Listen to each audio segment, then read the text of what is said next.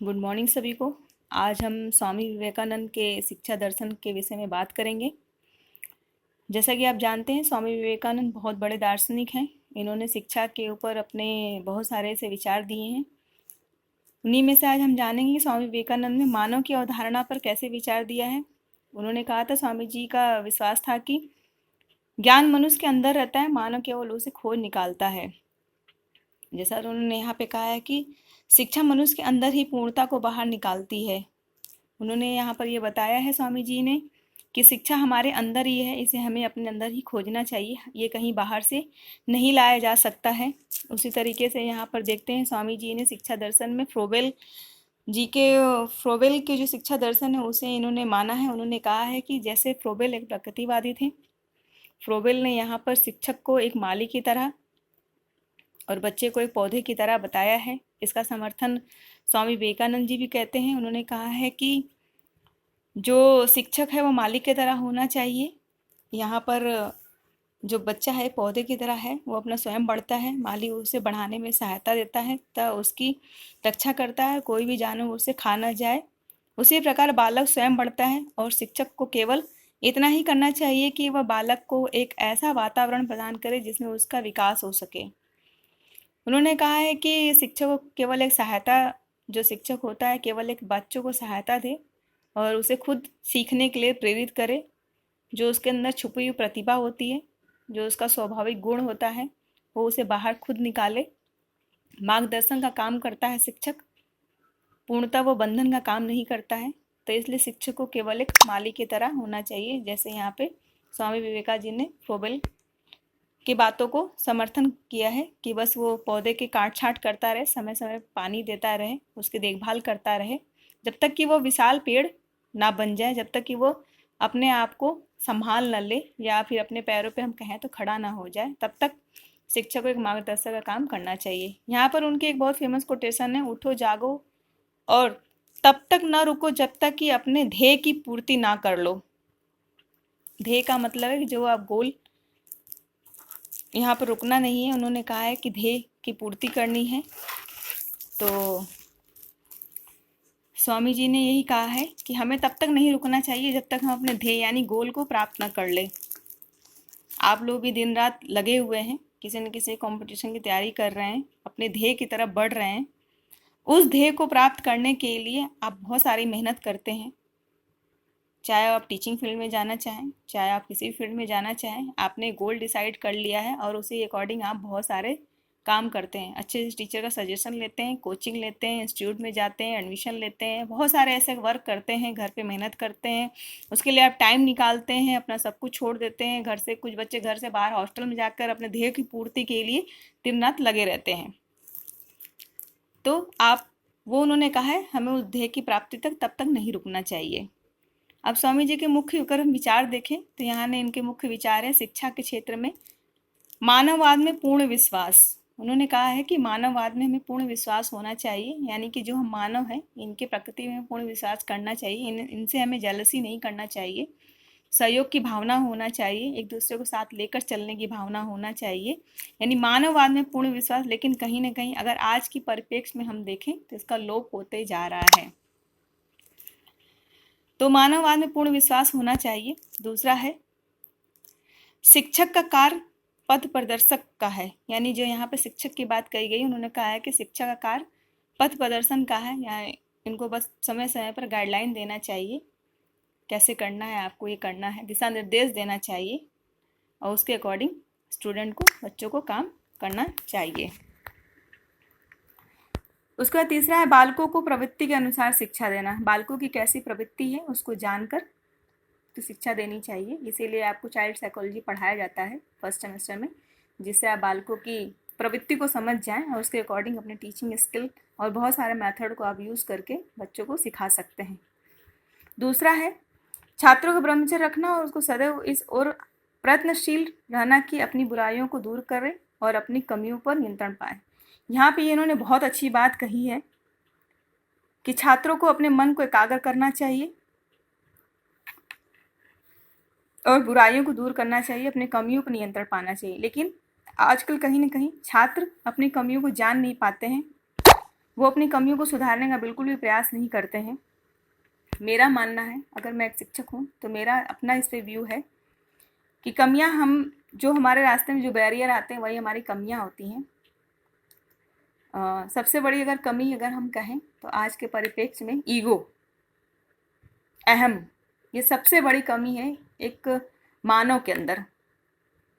एक, चाहे वो छात्र के रूप में हो, चाहे वो किसी अफसर के रूप में हो, चाहे वो किसी और के रूप में हो, लेकिन अगर हम मानव की बात करें, सिर्फ और सिर्फ मानव प्रजाति की बात करें, तो अहम, ईगो सबसे बड़ी कमी है यहाँ पर है कि इसके लोग छोड़ नहीं पाते हैं। बात बात पे अगर आपका टीचर कुछ कह दे रहा है आपको, या आपके घर वाले कुछ कह दे रहे हैं, या आपके दोस्त कुछ कह दे रहे हैं, या आपके बड़े आपसे कुछ कह दे रहे हैं, तो आपका ईगो बहुत जल्दी हर्ट हो जाता है। वहाँ पर आपने उस ईगो को छोड़, वो भी एक कमी है जिसके द्वारा आपके बहुत सारे अच्छाइयाँ छुप जाती हैं। और सबसे पहली बात है कि आप लाइफ में टीचर बनेंगे नहीं बनेंगे, ये आपका जो ये ध्येय है वो पूरा करेगा कि आपका ध्येय क्या है। अगर आपका ध्येय टीचर बनना है तो आप टीचर बनेंगे, आपका ध्येय पीसीएस अधिकारी बनना है तो आप वो बनेंगे, क्या बनेंगे। लेकिन जो भी आप बनना चाहते हैं उसके लिए सबसे पहला सीढ़ी है कि आप टाइम पंक्चुअल हों अपने जीवन में। मतलब आप कोई भी काम कर रहे हैं तो आपको टाइम पंक्चुअल होना बहुत ज़रूरी है। अगर आप टाइम पे कोई काम नहीं करते हैं, टाइम के बहुत पहले कोई काम कर लेते हैं, टाइम के बहुत बाद कोई काम करते हैं, तो कहीं ना कहीं वो आपके ध्येय में बाधक है। इसी तरह से मेरा मानना है, किसी भी फील्ड में आप रहें, या अपने घर में रहें, या अपने किसी भी समाज में रहें, या फिर आप किसी कोर्स में रहें, या फिर सिर्फ यहाँ ये नहीं है कि आप पढ़ रहे हैं तो उसी में आपका टाइम पंक्चुअल होना चाहिए, आपके अपने डेली रूटीन लाइफ में भी पंक्चुअल होना चाहिए।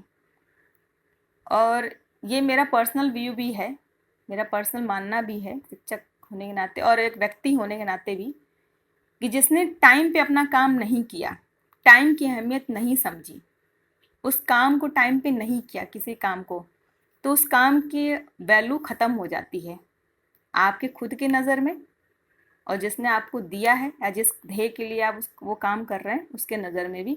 आप भले उस काम को बाद में कितना भी अच्छा करके भेजें, कितना भी अच्छा कर लें, कितना भी बेहतर कर लें, लेकिन अगर आपने वो काम टाइम पे नहीं किया है तो वो शून्य है, जीरो है आपका वर्क।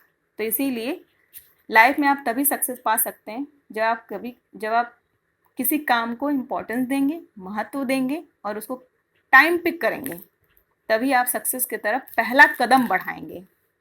तो ये मेरे तरफ से सुझाव भी है एक।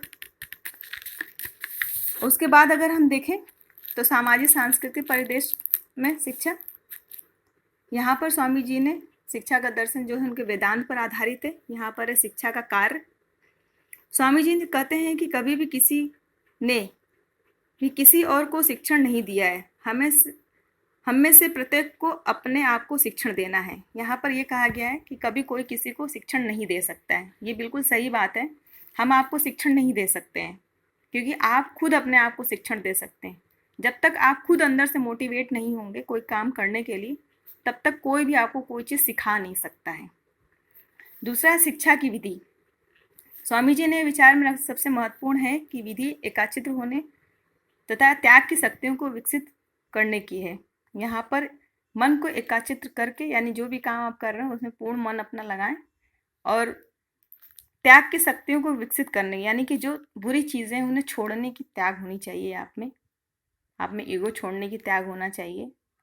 आप में बहुत सारे जो बुराइयां हैं उसे त्याग छोड़ना चाहिए। बहुत सारे ऐसी बुराइयां हैं, तो सबसे पहले हमें आज यही सीखना चाहिए। स्वामी जी को पढ़ने के बाद जानने का, इन्हें आप और पढ़िएगा विस्तार से, क्योंकि उतना लंबा हम वीडियो नहीं बना सकते हैं। तो आप प्लीज़ इसे पढ़िएगा, स्वामी जी के चिंतन और मनन करिएगा इस पर कि उन्होंने क्या कहा है, और अपनी छुपी हुई कमियों को ढूंढने का प्रयास करिएगा और उन्हें सुधारने का प्रयास करिएगा। विज्ञान और तकनीकी का संगम भी इन्होंने कहा है। स्वामी जी ने शिक्षा के कार्यक्रम पुरातन और नवीन सांस्कृतिक संगम का समर्थन किया। उन्होंने कहा कि भारतवासी पाश्चात्य विज्ञान और तकनीकी का भी अध्ययन करना चाहिए और प्रभुत्व प्राप्त करे और आर्थिक दशा सुधारे। उन्होंने कहा है कि हमें पाश्चात्य और तकनीकी दोनों चीज़ों को लेकर चलना चाहिए। जैसे आप देख रहे हैं कि आपका लॉकडाउन है, यहाँ पर लेक्चर मेथड जो पाश्चात्य पुराना मेथड है हमारा क्लासरूम में नहीं हो रहा है।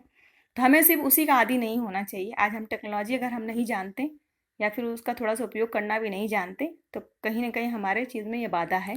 तो उन्होंने वो कहा है कि टेक्नोलॉजी को हमें जानना चाहिए, उस पर अधिकार पाना चाहिए, प्रभुत्व पाना चाहिए और अपनी आर्थिक दशा को सुधारना चाहिए।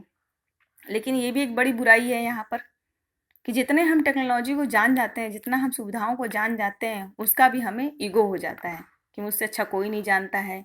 हम मानववाद को भूल जाते हैं कि हम दूसरे को उसको हेल्प करें, नहीं आ रहा है तो उसको हम बताएं, अपने साथियों को बताएं, सबकी मदद करें, सिखाएं। लेकिन ये भी एक ईगो का कारण है कि जितनी सुविधाओं के हम पास जाते हैं, कहीं ना कहीं उस पर हम अधिकार पा लेते हैं, उस पर जान जाते हैं, तो उसको हम अपना समझ लेते हैं कि उस पर सिर्फ और सिर्फ मेरा अधिकार है और इसे किसी को भी दूसरे को जानने का अधिकार नहीं है। लेकिन अगर आप मानवता की बात करें तो मानवता यही कहता है जो आप सीखते हैं सिखाते हैं उसमें दूसरों की उस हितों की सहायता होनी चाहिए। मेरा यही मानना है। तो ये है स्वामी विवेकानंद के शिक्षा दर्शन।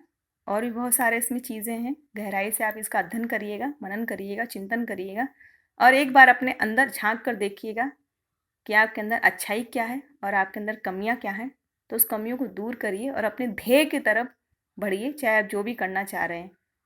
लेकिन जो भी रिस्पॉन्सिबिलिटी आप लेते हैं, चाहे अपने व्यक्तिगत जीवन में हो, चाहे आपके व्यावसायिक जीवन में हो, चाहे आपके किसी और भी क्षेत्र में हो, उस सब रिस्पॉन्सिबिलिटी को टाइम से निभाने का प्रयास करिए, उसको एक फ्रेमवर्क में बांधिए, तभी आपने हर क्षेत्र में अपने ध्येय को आप प्राप्त कर सकते हैं। धन्यवाद।